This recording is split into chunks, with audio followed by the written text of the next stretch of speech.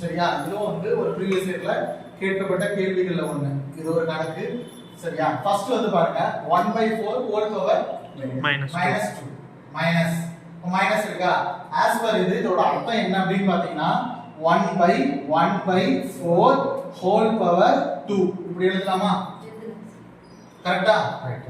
அடுத்து -3 அப்படியே வச்சுக்கலாம். இன்டு 8 2 கியூப்னு எழுதலாமா? ஏன்னா 2 into 2 into 2 வந்து 8. ஓகேயா? அப்போ ஹோல் பவர் 2/3 ன்னு எழுதிக்கலாமா? ரைட். பிளஸ் பிளஸ்ல வந்தா அந்த மாதிரி எழுதுவேனா மைனஸ்ல வந்தா மட்டும் நம்ம கீழ இது போடுவோம். இதுங்களா? ஆமா. பிளஸ்ல வந்தா அப்படியே நீங்க அப்படியே பெருக்கலாம். மைனஸ்ல வந்தா மட்டும் தான் இந்த ஃபார்முலா. அடுத்து வந்து பாருங்க 4/0. எனிதிங் பவர் 0 1 ஓகேயா? பிளஸ் இப்போ பாருங்க இங்க வந்து என்ன இருக்குன்னா -1/2